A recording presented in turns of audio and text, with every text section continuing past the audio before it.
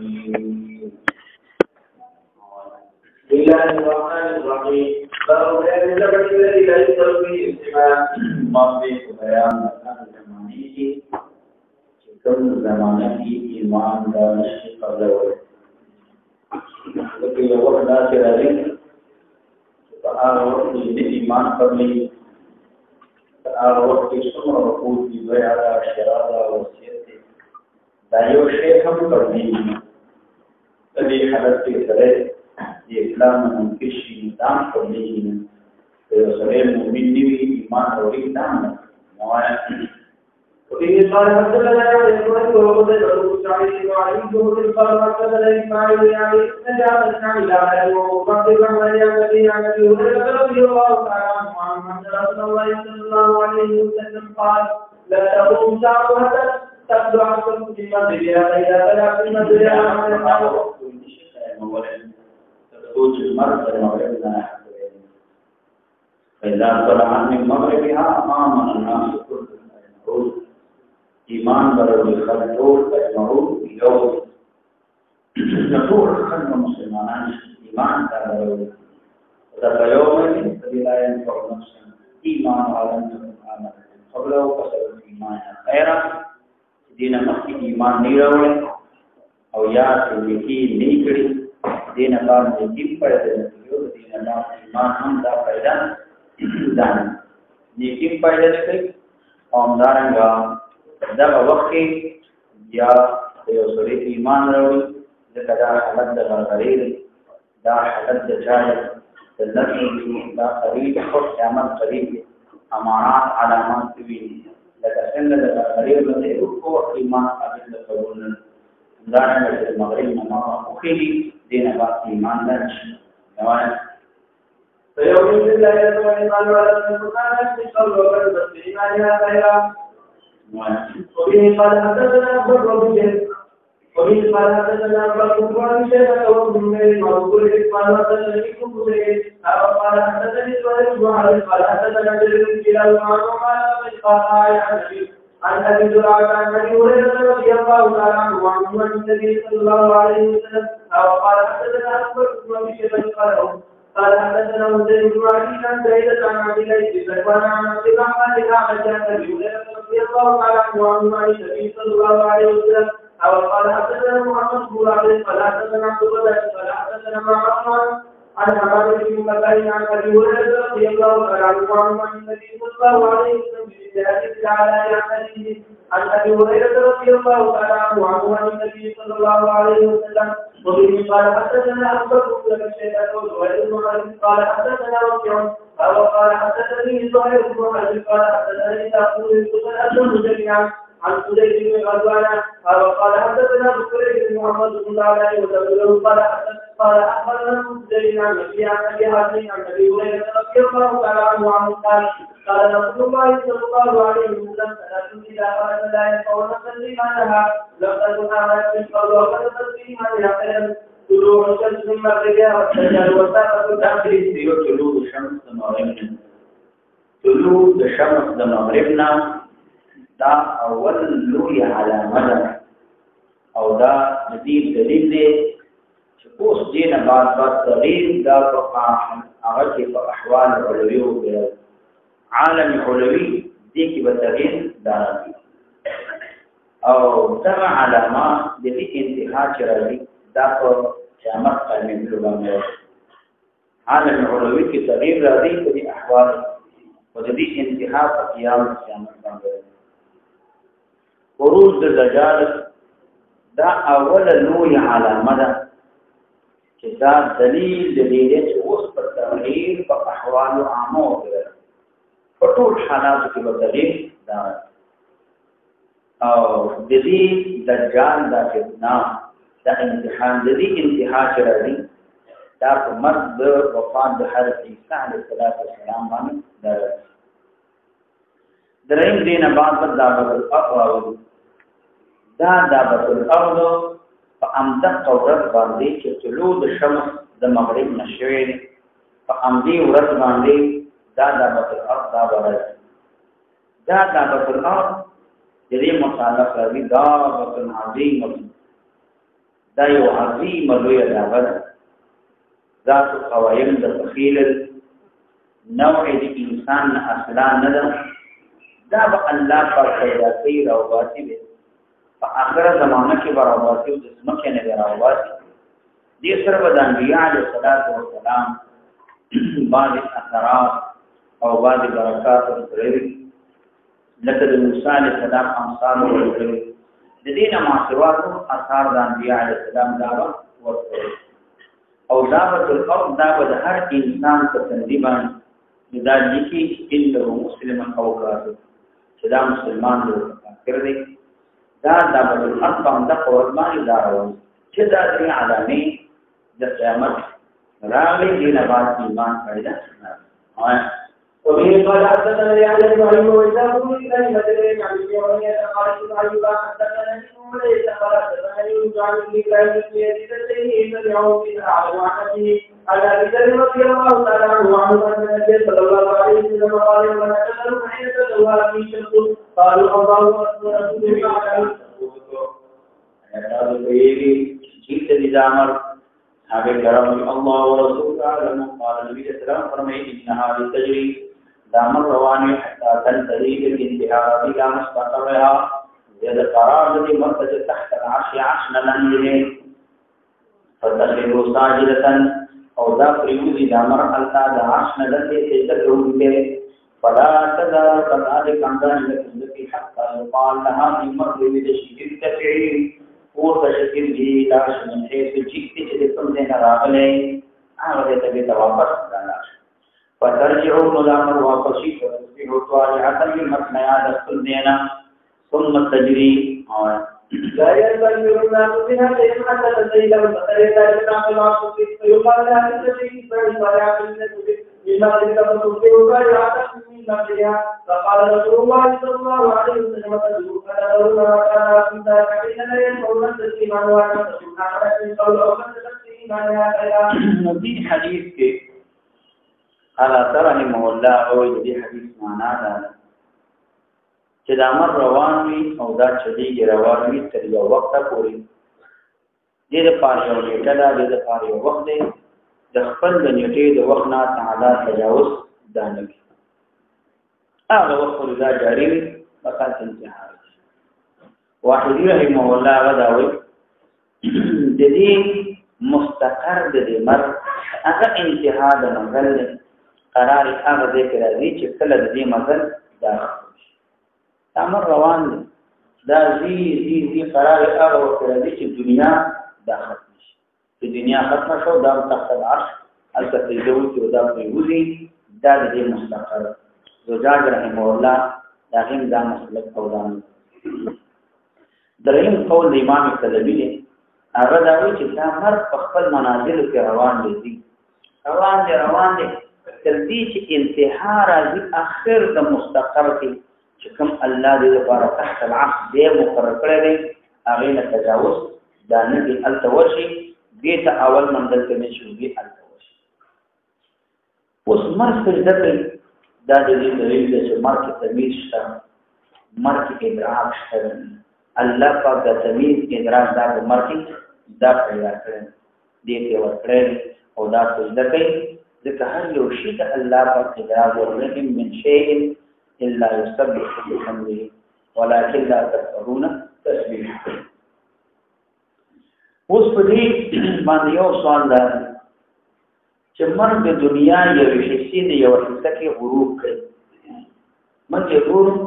د دنیا یو حصے دی یو حصہ کې غروب نه ځي. او چې د امر غروب کې څه کېږي نو د دې تقاضا ده چې د امر په هر وخت کې تحت العرش دا سجده وکړي. لکه یو د غروب کوي ینه مخکې لا چې هغه وروسته غروب کوي بیا دې مخکې یو دې غروب کوي. نو چې د امر غروب کوي نو د دې تقاضا خدا نه چې هر وخت د امر دا تحت العرش هغه د کې په الله تبارک وتعالى سجده باندې او حالا چې مر چې الله په سجده پروتي نو دا مر دلته تاسو کې شروي دي دلته ویلي نه چې لا چې بل دې کې دي یا بل دې کې. نو باندې علماء دا جواب کوي چې مراد د غروب نه غروب د مدینه منوره کله چې مدینه منوره باندې مر غروب ته کټکی دغه وخت کې غروب ټیم لري تحت العرش دا مر داسې دویم سوال دا چې مر سجده کوي نو سجده په وخت لګي سجده په ذوی الوقول خاص چې د عقل خاوندان دا د هغې صفت او دا مر خو ذوی الوقول نه دی بلکې دا د غیر ذوی الوقول مر څنګه دی او د عرش نه لم الله تبارک وتعالى ته سجده نو دا جواب دی چې د هر مخلوق سجده د هغې او عبادت د هغې د شان او د هیئت مطابق هر مخلوق د الله سجده کوي عبادت کوي او هر مخلوق چې سجده او عبادت کوي د هغې شان او هیئت مطابق هغه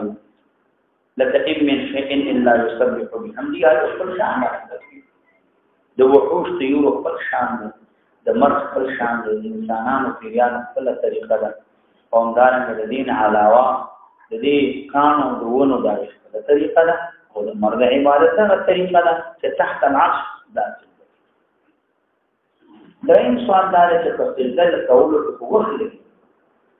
دا چې دې د عرش نه لاندې سجده کوي کې وخت لګي او موږ ګورو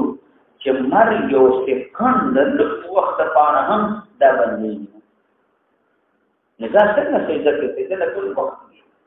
چې وخت لګي یو سکند دا بندېږي او بل دا چې دا مرګ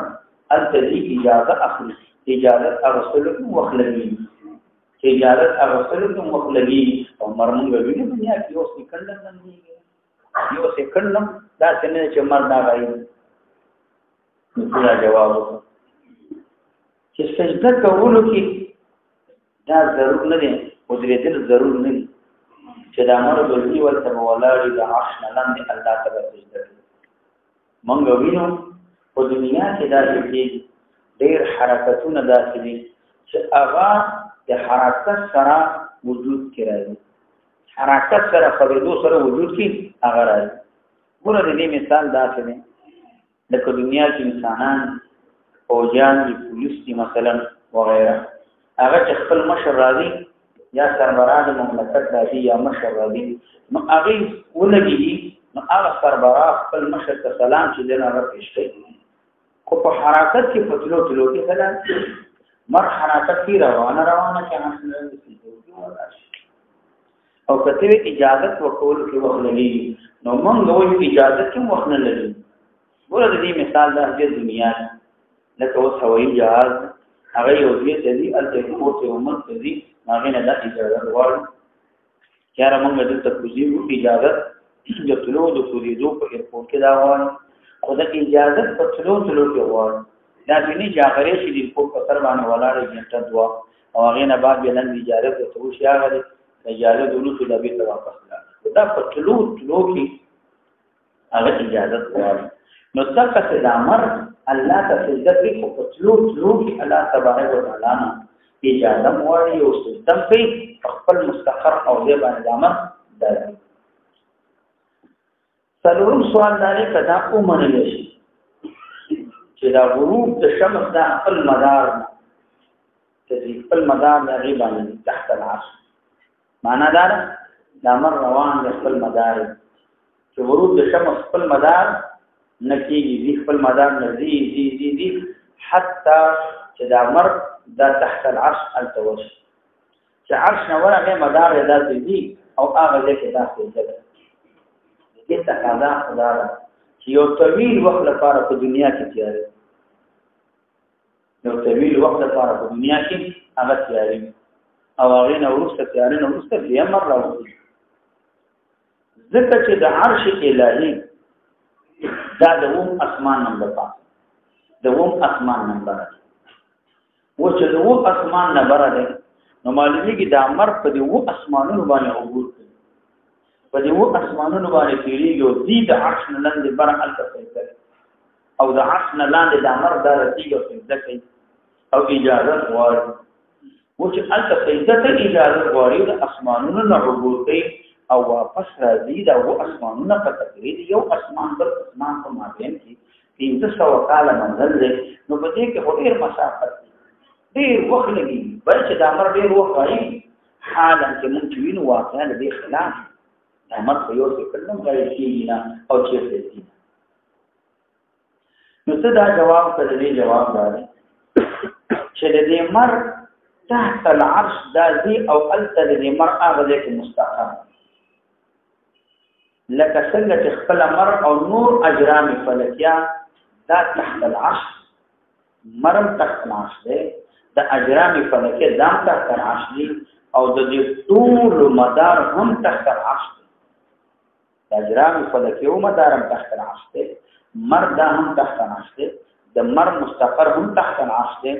نور مر او نور اجلاب فلکیه هم تحت العرش دی، مدار التلی او مستقر التلی. لہذا د مل په تجزیه کولو کې لري تر څه ضرورت نشته. دا خو مدار دی دا ټول مدار د اسمانونو کته کې یا مدار دا د عرش نه لاندې التلی خپل مدار باندې مروي او هغه تاسو ته ویل شي ما خپل مدار باندې وی چې دا کولای شي کاجرام فلکیا مر د دې مستقرم تحت العرش د دې مدارم تحت العرش ته نو چې مدارم التلی دې ته ضرورت نه پیږي چې مر په وخت باندې وي او یا ما د وخت لپاره نه وي نه په خپل مدار باندې روان دي تحت العرش مدار هم دي او هغه دې سجده هم کوي او مدار باندې مر وی او سجده کوي او سجده کوي ځکه په دنیا کې لږ وخت لپاره د یو سکند لپاره د لږ وخت لپاره دنیا کې تیار دا هم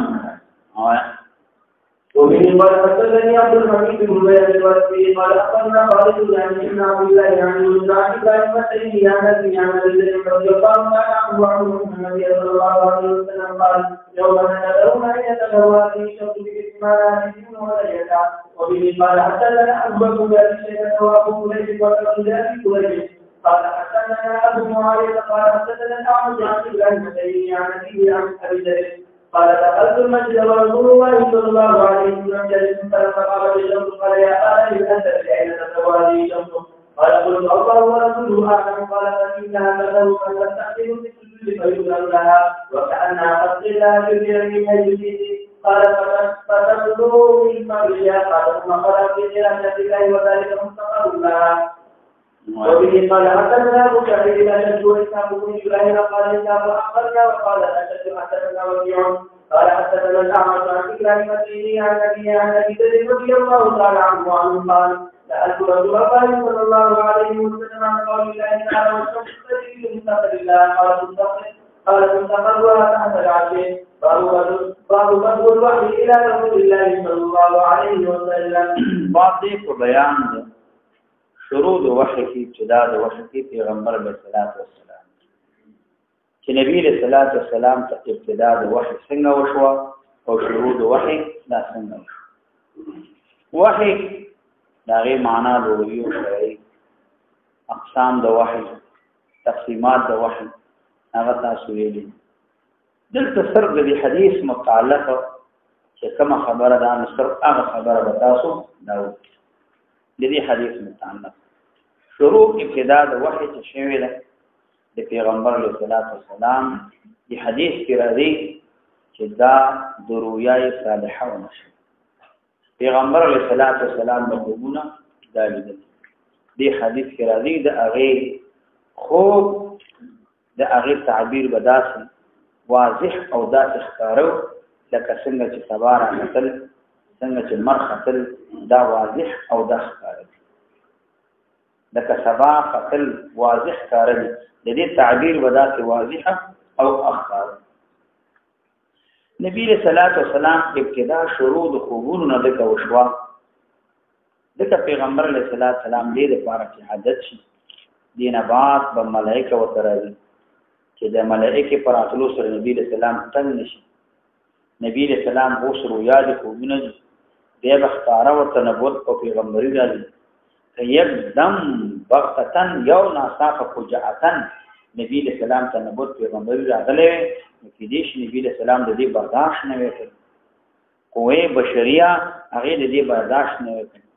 نو اول ابتدا شروع وشو هغه اول هغه د نبوت چې کوم ابتدا شروع کې د خوبونه او صادق او رښتینی صادق خوبونه صالح خوبونه چې هغه واضح کارو نبی رسول الله صلی الله علیه وسلم داسې بشارتونه راځي نبی رسول الله صلی الله علیه وسلم ته وزیر اداره کړل نو لکه نور روایتونه معلومي چې پیغمبر علیه الصلاۃ والسلام د دینه مخکې رڼاګانې لیدلې، رڼا به ولیدل، سپین رڼا به راغله، بیا به ولیدل نبی علیه السلام به اوازونه اورېدل، اوازونه به واورېدل، بیا پیغمبر علیه الصلاۃ والسلام ته به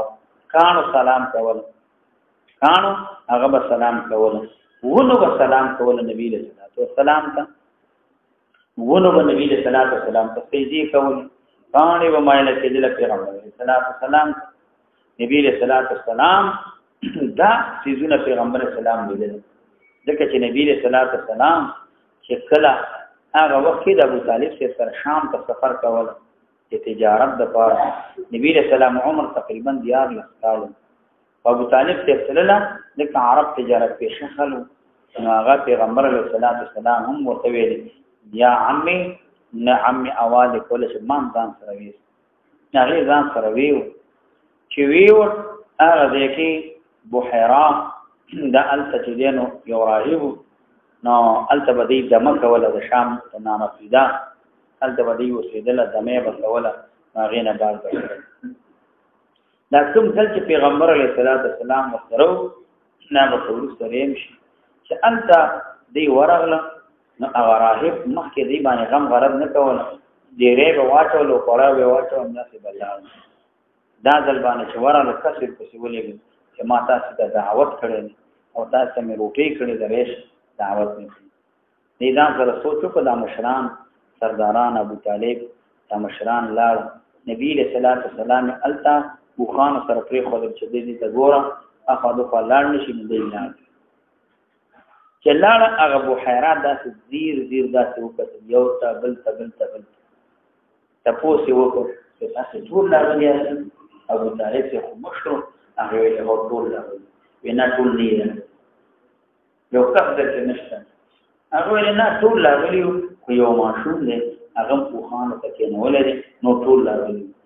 هغه ورته د ما خدا ټول چل کړي ماشوم دی تاسو په مخکې تللی راځل چې تم روټي خورئ نو تاسو ته چا روټي نه راکول دا په نن دعوت دغه په برکت نو تاسو نه په یاره هغه په تاسو چې نبی له صلوات والسلام ته زیر راهب وکړ نو حیران راهب چې وی کتل نو طالب له تاسو په ودا د سکی هغه له ځان زوی راهب ورته نه زوی دې په مان نه کو چې دې فلار باندې دې فلار دا هغه وخت کې مرشوي چې دا له پیدان او امور د وګړي پیدا کېدونو نه بعد دا مرشوي او فاشوي دې ګمان نه کوم چې فلار دې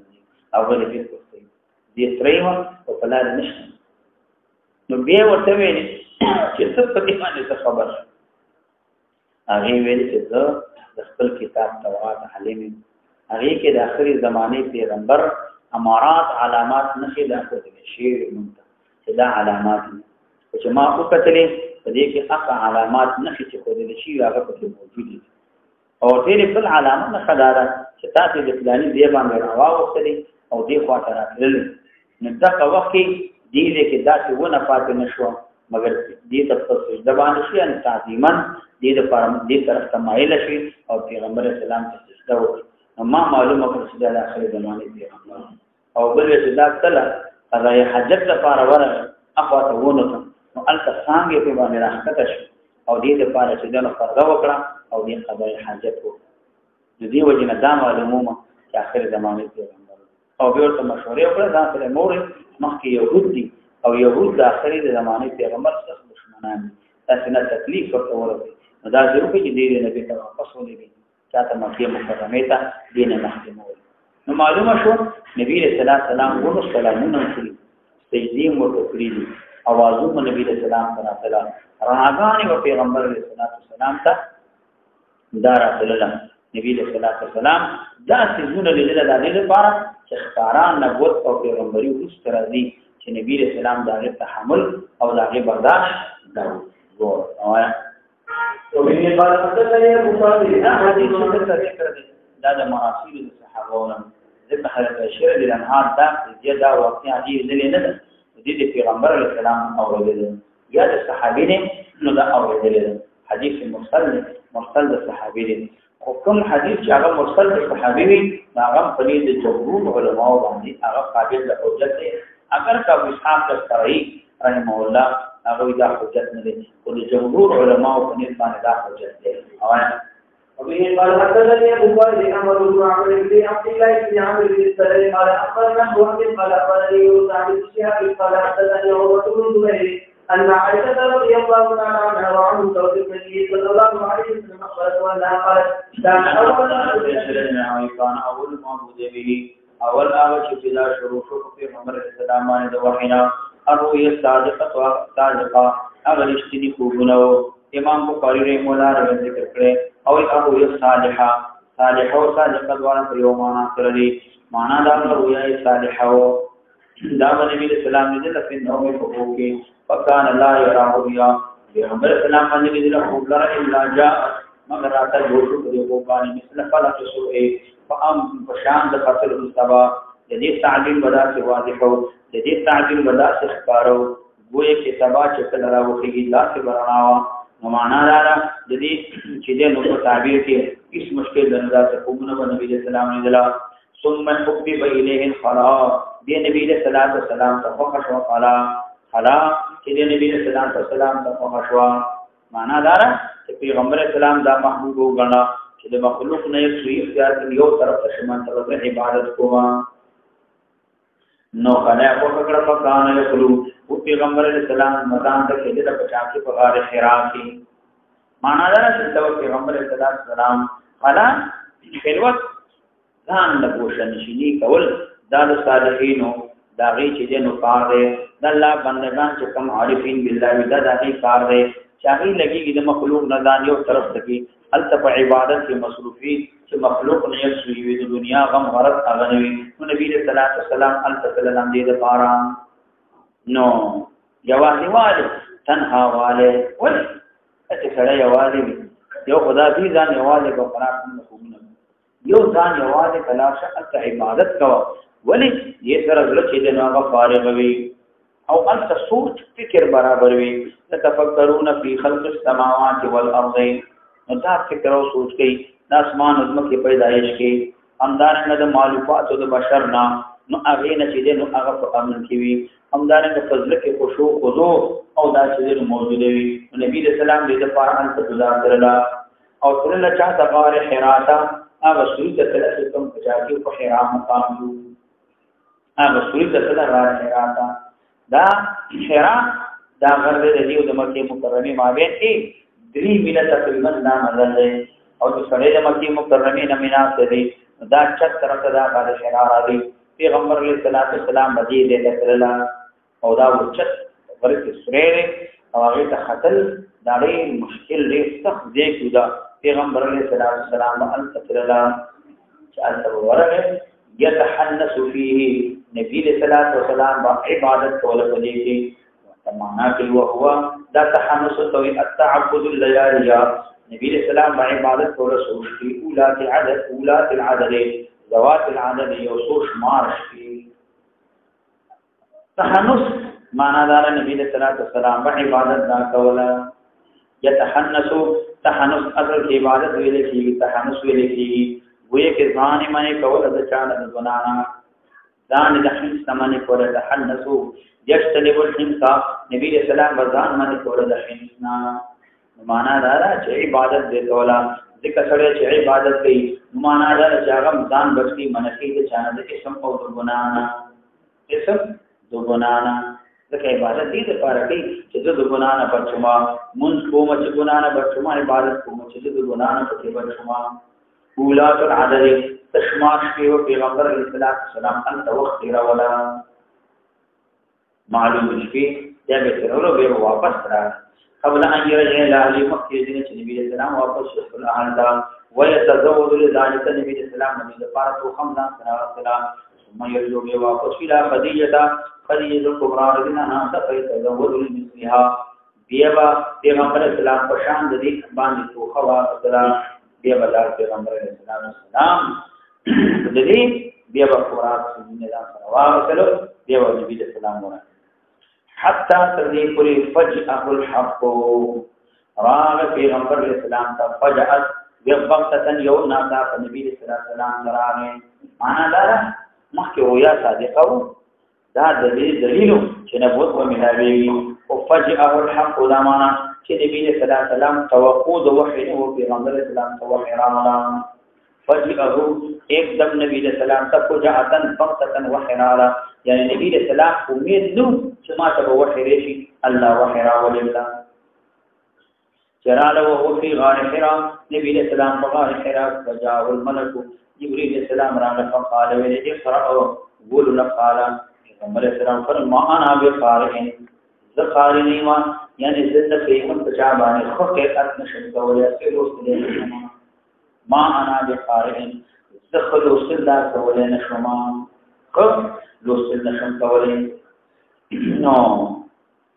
چې دا اورېږي نو قال پیغمبر اسلام فاخذني ودي ملائکه مالرا فغتني نو غتني زور را چاته مالرا فغتني پندیک مالرا زور را مالرا چې زور را راکړ او دا زور را حتی بلغا کدی صورت دې مني زمانہ الجود مشقت تا ما تدا زور راکړ زور نو دا راکړ کدی صورت دې الجهد الجهد مشقت جهد شي نو معنا دارا ترني چې ورته د جبريل عليه السلام زمانه مشقت تا یعنی دومره زور راکو لکه سړی چې بل چاته ډېر زور ورتي دیو جن خپل سره تکلیف محسوس کوي سړی خپل مسلمانه شو بل چاته ډېر زور ورتي جبريل عليه السلام زمانه محسوس کو یا معنا دارا بلغ مني الجهد مني مبلغه ورسد الاغا مشقت او تقریب زمانہ انتہا اخری حتی تم رسول راکر چې زمان دا تقریب انتہایی اخری حتی ورسد مانا قبل زور راکر ندیف اشارہ دیتا دا چې پیغمبر علیہ السلام نو وینیو او زوری چیزن زوری ورکو تنبیح خبرداری پیغمبر علیہ السلام ورکو نو چې دا زمانہ مشقت اورته یا دې انتهایی مشقت اورته علماء ثم ارسلني بيفريق المال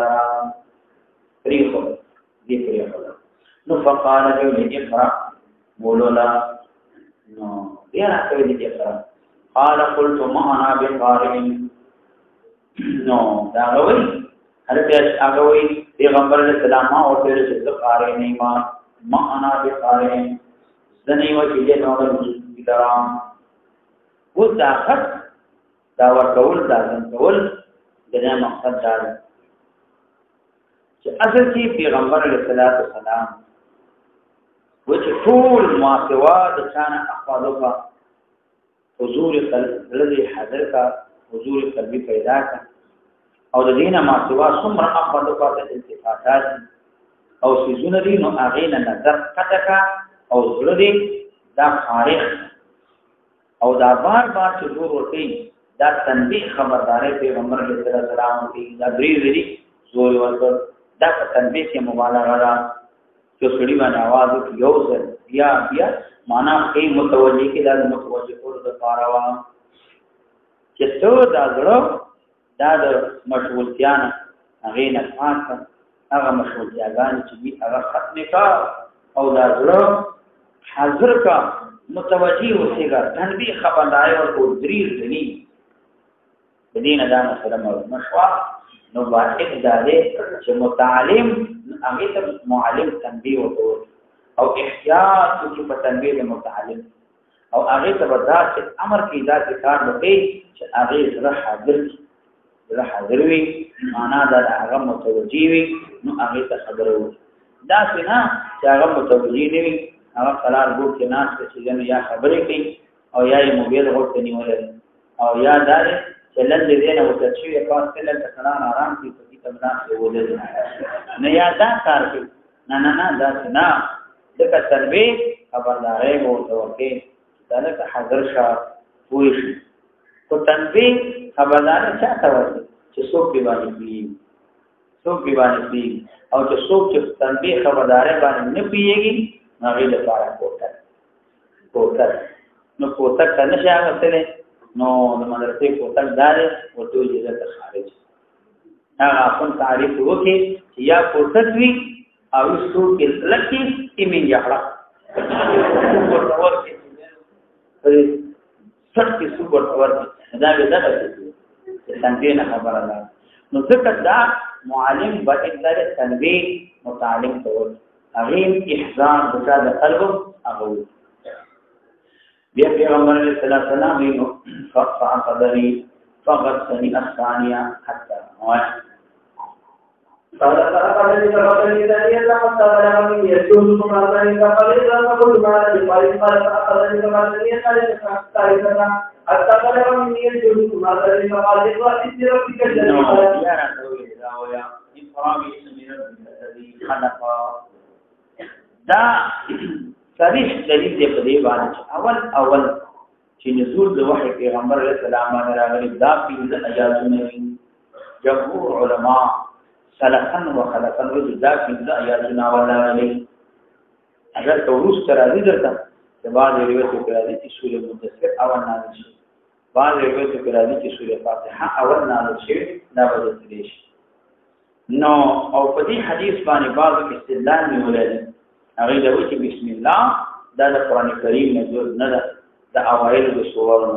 ولی ذکر دې کې ذکر نه ده شي ذکر اول وحی راغلی اقرا باسم ربک الذی خلق د بسم الله ذکر نه راغلی امام شافعی مولا به وی نه نو دا او دلته و بسم الله بل وخت نازل شوی لکه باقي سورته بل وخت نازل شوی نو بسم الله بل وخت نازل شوی احناف دا دلیل دی ورا ابتدایي وحی راغلی دا سنوي چې بسم الله الرحمن الرحیم اقرا بسم ربک الذی خلق بسم الله دا د هر صورت چې راغلی جوړ نه وما دا آیاتونه ابتداء اولا دا نازل شو خلق الانسان من علق اقرا وربك خلق الانسان من علق اقرا وربك الذي علم بالقلم علم الانسان ما لم يعلم ورجع يا رسول الله صلى الله عليه وسلم ترجو الله وقصوال یو په دی باندې پیغمبر علیه السلام ترجو خو دې له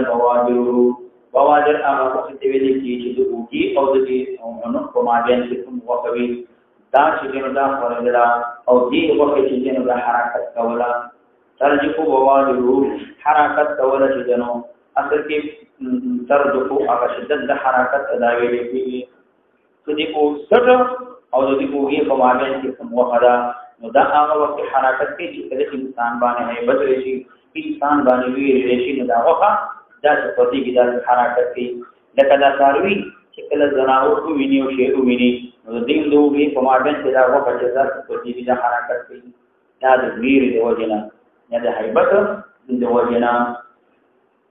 حتى دخل داخل على خديجه وخديجه الكبرى رضي الله عنها قال پیغمبر اسلام دې ذنبیلونی نبی رسول الله پټي مال را پجامو کې تاو دې مال را پچاکه پجامو کې فزملوها نو دې تاو پیغمبر رسول الله را پجامو کې حتى ذهب عنه الروع پیغمبر رسول الله نبی لاړه هغه فزع او ویرتن لاړه چې ویرتن لاړه پیغمبر رسول الله حرف شیر جنات فقال ثم قال بيويل خديجه كبرى رضي اي خديجه مال را واخبرها الخبر خبره خديجه صغرى ټول قصه او ذکر تک سره باندې وشو او دغه تل باندې وشو دا په ټول بیان ورته قال پیغمبر علیه الصلاۃ والسلام ورته فرمایي چې دا قصه ورته وکړه ویلت خشیت علی نفسی بشکل او علم بچابانه فزان باندې علی نفسی بچابانه فزان باندې ځان باندې وې د ذکر ورته ظاهر لکه خشیت دا معنا د شخص سره چې دیتا الله پاک وحی را لګیږي دی ملائکه راغلي جبرئیل علیه السلام راغلي دي یا دې معنا دا ده چې نبی رسول الله ویل چې زبا دومره قدرت او طاقت ونلرم چې ټول دنیا کافرانو مشرکانو سره مقاومت وکما او د دې وحی چې کم تکلیف او بوج دې د دین او رستا چې څومره پیټه زما په سر باندې کیږي زبا د دې برداشت داو برداشت نشم کولای نو ځکه چې نه مو ویل کوي باندې کني د دې نه مخکې نبی رسول الله والسلام کوونه لیدل اوازونه اوریدل نو هغه دې ملائکه راغله نو نبی رسول الله والسلام ته دا دې دا پېښې یا معنا دا د پیغمبر علیه الصلاۃ والسلام ویل چې بعد خلوی چې دا عمر ته کراله چې دا شیطان طرف نو موږ چې دا ملائکه چې راغلي نبی رسول الله والسلام د پدې کې شک جایز او نه دا ویره تسلط د شیطان ځکه نبی رسول الله هم په کوګو لیدل نبی رسول الله والسلام مخکې راځي امارات علامات نشي نښانې دا موجود وي چې نبی رسول الله والسلام په وحي دا دي کې شک نه نبی رسول الله ویل چې دا بوج د نبوت او د رسالت دا وځي او تکم او په کنه کما زه په دې باندې قدرت ولرم چې په دې مقاومت د کافرانو دنیا سره وشم او کومه شي کوله نو او دا حدیث نه دا معلومي نبی رسول الله ته چې دا وحي ورکړل شوی دا چې ملائکه زور پر دا نه واق ورکړل شوی په اقرا بسم ربک الذی رحم ویدیام دا معنا ده دا اعتراض نشي کوله چې نبی رسول الله صحیح تو علی نفس د ځان ویرول نبی رسول الله شرط په ځان ویرول چې ملائکه را وحي او نبی دې څه معنا نه نبی رسول الله ویل چې زبا پیټه د نبوت دا پورته کم کپورته نه دا پورته کم کپورته نه ځکه چې دغه ویر نبی رسول الله حقیقتا ویر وی چې ضروري زما نبی رسول الله والسلام دا شک بیا خو پیغمبر علیه الصلاۃ والسلام خپل نبوت او پیغمبر کی شک پیدا کړ یا پیغمبر علیه الصلاۃ والسلام اول چې ملک دا نبی رسول الله ته مخامخ شو نبی رسول الله سلام ته پته نه و چې دا ملک نبی رسول الله سلام له مشرف شوی په نبوت او پیغمبري باندې نو دغه وخت ولقد کشیت علی هغه وخت چې اول مخامخ نو حاصل دار نبی رسول الله سلام دا ویرا مخکې د دې نوا چې ملائکه نبی رسول الله سلام ته وحی کړی نو د دې نه مخکې د خشیت او د ویرا دا ویره دا مراد او هغه نو ورستا چې کله نبوت او پیغمبري نبی رسول الله سلام ته نو دا ملار او وحي نبی رسول الله سلام سره هغه نو ورستا دی پیغمبر علیه السلام دا یقین چې دا ملائکه ما ته نبوت راکړي چې نبوت ورکړي شو نبی رسول الله ویره په ابتدا کې او په اول کې وا نو حضرت صدیقه الکبرى رضی الله عنها ته دا خبره ولته لقد خشیت علی نفسی ذکر ملک اول تعالی نبی رسول الله ویره وحي وترى النبوت بلا بياخذ شك ضرورت نو دا خدیجه کبرى رضی الله عنها ته وی اصل کې وجدادا چې خدیجه کبرى رضی الله عنها ته نبی رسول الله والسلام چې خبره دې کوي ابهام طریقې باندې ده خبره محمد او صدیق اگر کا دا نبوت دا پیغمبري د نبی رسول الله سنید باندې متحقق او ثابت جماعت نبوت راځي کې شک نو خدا خبره حضرت صدیق کبرى رضی الله عنها ته شک طریقې باندې ذکر ابهام طریقې باندې ذکر څه ده چې خدیجه کبرى رضی الله عنها حال معلوم کی چې زما بارکه خدیجه کبرى رضی الله عنها داخل نو ځکه پیغمبر علیه السلام اول د نبوت ذکر د خدیجه کبرى رضی الله عنها او اول ایمان چې راوړل نبی رسول الله باندې په ټول مخلوقات خدیجه کبرى رضی الله عنها داخل اسلام نبی رسول الله دغه ابو صدیق رضی الله عنه علی کلمه الوجود یا چې دنو هغه نه بعد دې دغه ایمان راوړل نه اول ایمان خدیجه کبرى رضی الله عنها راوړل بخو دغه د اصل چې وی هغه به جنګان دین نه خبرې هغه چې د دنیا څنګه غامدا کړي چې بس دې نو مسؤل لګیږي دې بوزینت کوو په دنیا کې کړ او ځان خبرې نه دي چې دې دومره اعزاز ملور ایمان پیغمبر اسلام باندې کړهونه مخه ورسره ده هغه نه پات چې نه به تاسو راوړل او صدیق رضی الله عنه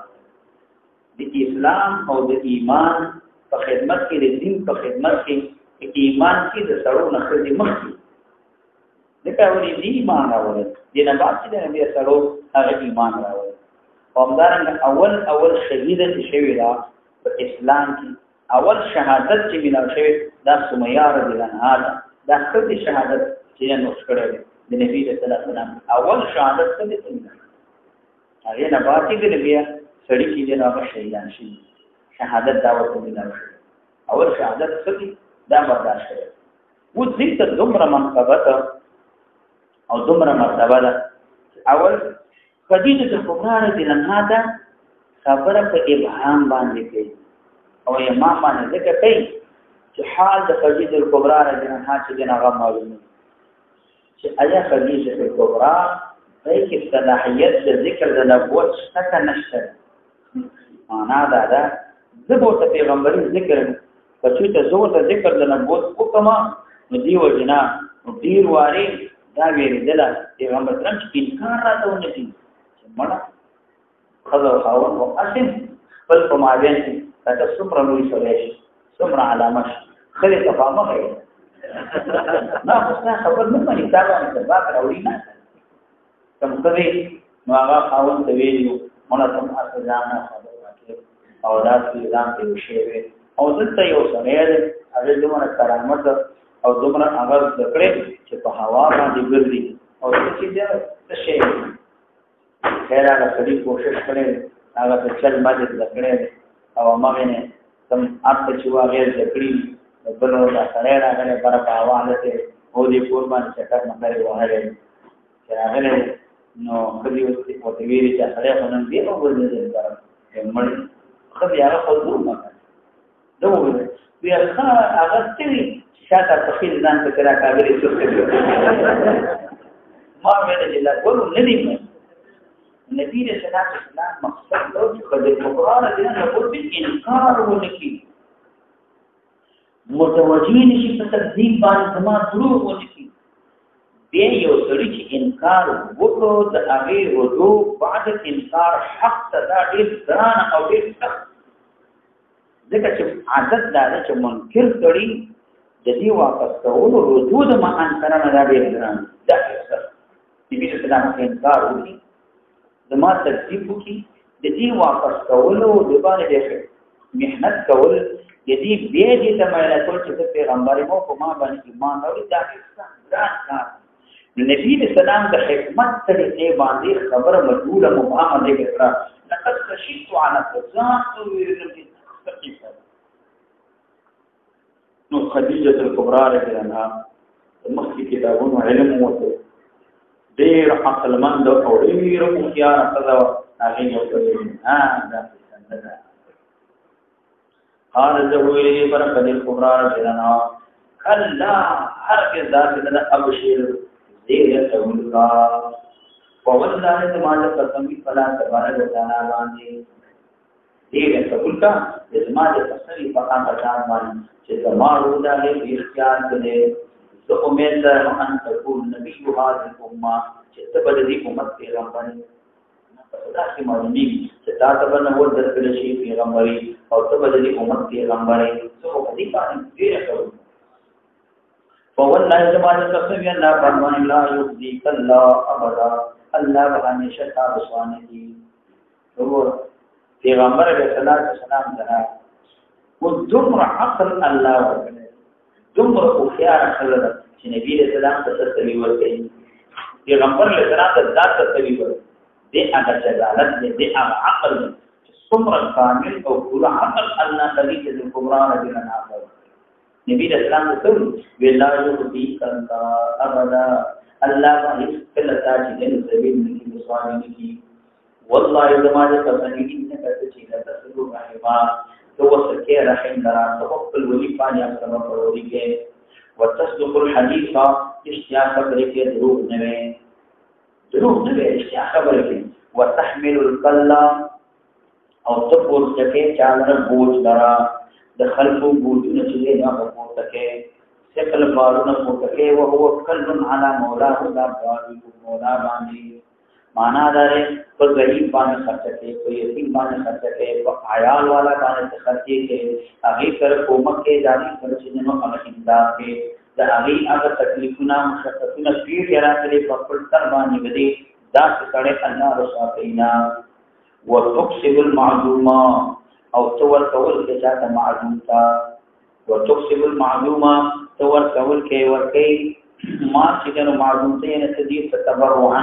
احسانا معدوم سره تمال ورکی معنا تور کول نه مان کې خلق ته هغه چې ستانه ما سوا بل سره اگر چې پیدا کوله هغه معدوم استاد چانا دې مقالم الاخلاق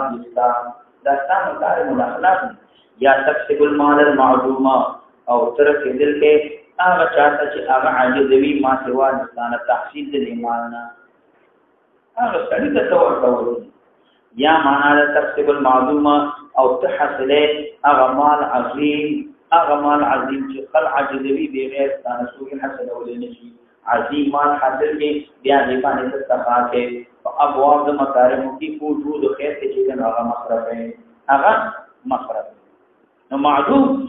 دا عبارت د هغه سړینا چې هغه محتاج وي معدوم وي عاجز وي د کسنا د کارنا نو هغه سړی د معدوم وي لکه معدوم چې نو مېن دی ویلې کې معنا لکه مړ خپل ځن کې تصرف نشي کولای خپل معیشت کې نشي کولای دغه پیدا کړي معدوم دي نو معنا د خپل ژوند د گزارې اسباب او برابر ولې شي کوی کې دا څه نه لکه مړ معنا د ذات سره شاګه د مرګ حال وي نو هغه ته پاره ته صفاکه هغه ته چې د مال ورته ته احاکه نو هغه تا هغه خلق ته شی ورته هغه شمال ورته چې ستانه ما سوا بل چا سره دا نیول کولای نشي او برسوګي دي څو ورته نه او یا معنا دارا تکسب المعلوم او تستعی کوشش کې په طلب د هغه سړي چې هغه عاجز وي هغه عاجز وي نو هغه سره هغه عاجز وي او هغه چې دینو ته هغه سړي کوشش کې ساده کوشش وي سعی کې چې دا سړي چې عاجز وي د خپل کار څخه څنګه چې دینو هغه بیسن هغه وي نشي کولای هغه عاجز وي چې هغه سړي ته ورته معنا دا چې هغه سړي حال تخکي چې خدا کار کې نو سوچ لا کار کې دا چې کړي الله تبارک وتعالى هغه رسوا کینا ته خدای سره او تفرغ الضيفا او هغه چې او تفرغ الضيفا او تمل مختار او کې چاته مل منوتا کرام مل مختار او کې چاته چې سلطان مل مانري شي نو ته مل مختار او کې وتعين على نوائب الحق نوائب حدیثی تی ویل کېږي ته امداد کې پچا باندې هغه حدیث حق باندې معنا دا چې دا نائب حدیث چا کوي شي پچا کې په هغه باندې امداد کې حوادث چا کوي مشکلات چا کوي د شي د هغه امداد کې نو چې دا سره وي هغه الله رسول نو فضلت به خدیجه نو بوتر لوکر پیغمبر اسلام باندې خدیجه کبرا حتا اتل به نبی کو بدی پیغمبر علیہ الصلوۃ والسلام باندې نبی علیہ الصلوۃ والسلام بیا راوځي معنا دا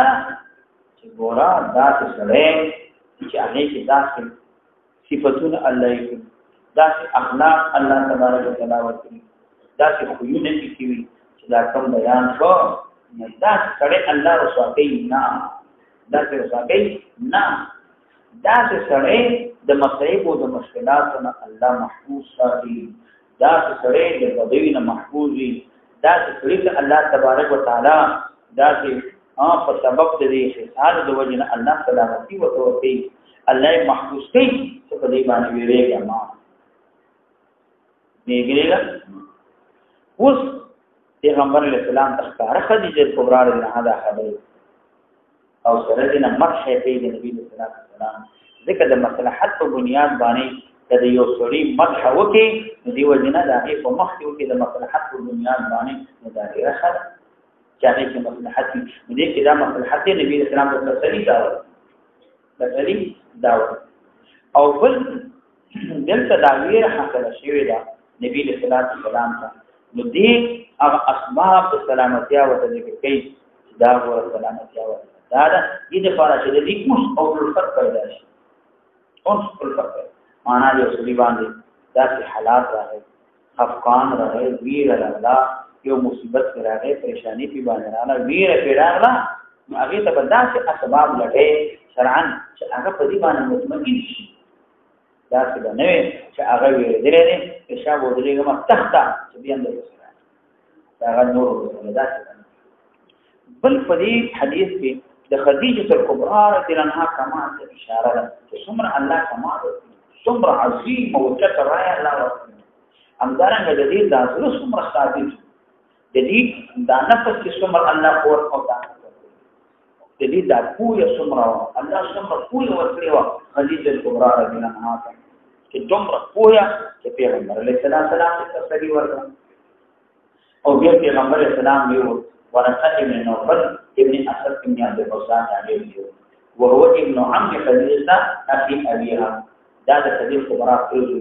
ورس روایت کړی دی چې انت وتر ویل شي معنا دا عرب عادت مطابق هغه تروي حقیقتا دا د تروي وكان اودا او ورقه امرأة تنصر في الجاهليه دا یو سره چې دا نصرانی شي او چې د اسفار نصرانیه جاهلیت د نبی رسول الله رسالت نه مخکې د کله کې جهالت دا د زمانه کې دا نصرانی شي وکانه د کتاب العربي او من الانجيل بالعربيه ودا ولیکل کتاب چا باندې عربي باندې لیکل کې انجیل لیکل په چا باندې عربي باندې دا ولیکل ماشاء الله تعالی ان الكتاب چې الله په فخر شوي سمره چې دې معنا ده چې دې په عربي باندې عمل کول او امام بخاری رحمه الله الترویت کړی چې یكتب الكتاب العبرانيه کتاب العبراني نو معنا ده انجیل په عربي باندې هم لیکل دوار سي دین د نصاراو نو هغه کې قدرت او طاقت الله ورکړي دومره قدرت طاقت یو تصرف په انجیل کې کول چې کوم طریقې باندې وځي خو وشو یو دې بداګین ولیکل په عربي دې په خو شو یو دې ولیکل هغه په عبراني کله الله خو شو دې ولیکل په عربي ولیکل په عبراني کې دې اشاره ده چې تصرف په انجیل کې ټول دومره مهارت دې په انجیل کې نه ذات سره وكان شيخا كبيرا في البلوغ قداميا ذات شجن منشيو فقالت له إليك خديجة الكبرى اي عمي ورثت اي عمي اسمع من ابن اخيك نو اي عمي نو دوجنا نو اي عمي ولك ابن عم وارث ولك ابن عم دعوة حقيقة ولكي او عم شو ولكي لا في كبار دي سرا عرب نديت دا مجازن وي احترام د وجنا د عرب د عادت طریقانه جوړي چې خطاب اصغر اکابر د کې ناغد یو تعظیم په لفظ باندې احترام د لفظ باندې کوي ندی وجنا یا عمي عرب استعمالي د توس استعمالي سره سره استعمالي تر پښتو کې مته تر دا سمجه تر دا تاسو او کله تاسو کې تر هغه حقیقتا تر یا حقیقتا شروع هغه نه وتري نه دا مجازن عرب او مجازن کې هم ویلي د ادب د وجنه د احترام د وجنه نو دا لفظ یا استعمال نو دا خبره وته اسمع من ابن اخيكا تخبر رانا ورا قال ورث منه قل يا ابن اخي ماذا ترى تسبين فاخبره رسول الله صلى الله عليه وسلم خبر ما راه جريان وتقامر السلام عليه فقال له ورقوا هذا الناموس الذي انزل على موسى دا هغه ملائکه چې نازل شوی موسی عليه السلام باندې ناموس دا ویل کېږي حضرت جبرئیل علیه السلام کا جبرئیل علیه السلام دا ویل کېږي ناموس په لغت کې ویل کېږي صاحب د سر خیر رازق د ناموس ویل کېږي او جاسوس ویل کېږي صاحب د چاته هغه سر شرط هغه چې نو بد ویلې کیږي دا ناموس دې معنا دا هغه ملائکه د جبرئیل علیه السلام ته ناموس وي ځکه دا صاحب دې سر نشیر دی او جاسوس چې کوم یې صاحب دې هغه سر نشیر دی دا ناموس دی معنا دا هغه ملائکه دا جبرئیل علیه السلام دې ناموس دا ویلې کیږي ول ځکه دا صاحب دې سر نشیر دی ځکه دا دې تخصیص کې په غیب باندې بعض مغربات په سيدنا انبیاء علیه السلام ته داخلي او د دې تفصیل کې په بچا باندې په وحی باندې چې دا وحی وروړي چې د انبیاء علیه السلام ته او دا هغه ملائکه له انزل علی موسی چې دا نازل شي په چا باندې موسی علیه السلام باندې موسی علیه السلام باندې دا ملائکه راغلي نو علی موسی صلی الله علیه وسلم یا لیتنی فیها جزعا نو دی ورخوی افسوس مالرا فیها جلی مقدر امانتی جزعا او ما کې قوت او ما کې طاقت د شابه او قوی نو معنا درچ ما بستا مدد کړی ما په مبارکه د تا مدد کی جزعا اصل کې دوام کو استعمالي او د استعارتن په معنا د قوت او طاقت سره یا لیتنی یا سوج مالرا اكونو حیا چې د ژوند دی حين کاوي یخرجو قومک چې وبان تعالی را قومستا چې خاص کې پړي وخت د ژوند دی او قوم دی قال رسول الله صلى الله عليه وسلم او مخرجيه اي اباس ما لا دي قال ورقت نعم هو ولم ياتي رجل قطو نظر على سره حاجه دماغ باندې باندې چې ذکر کړی دی الا او دی مگر هغه سره دعوت نشي هغه معنا دا نه تا په اباس او وسلو سره به تسلیم ورکا دا کار یوازې تابع نه دا وسل یوازې تابع نه دی بلکې څومره انبیاء علیهم السلام راغلي دي هغه ټول سره د عداوت دښمنی شوی ده هغه د تذکرین شوی دي هغه د څنګه کړی وان يدركني يومك انصرك نصرا مؤزرا وان يدركني چې من دې مالره ورستا هغه ورته خروج تا چې ما دې نو انصرك نصرا مؤزرا ما واستا مدد کړیو دا چې مدد چې هغه ډېر مضبوط او قوي مدد نه مستا کړیو مضبوط مدد نه مستا کړیو او چې دا وخت د ژوند دی او دی وخت د ژوند دی کاش نو دیو ته وګولا چې تاسو نه ورته کړی شي دا ملائکه ده او بل ځان ورته وګولا تصدیق ورته چې کله نه وځواتي اوس نه ولیکن دومره ده چې دا یو وخت کار باندې نه ده دا مصیبت تکلیف راځي دا په ټول انبیاء علیهم السلام باندې راځي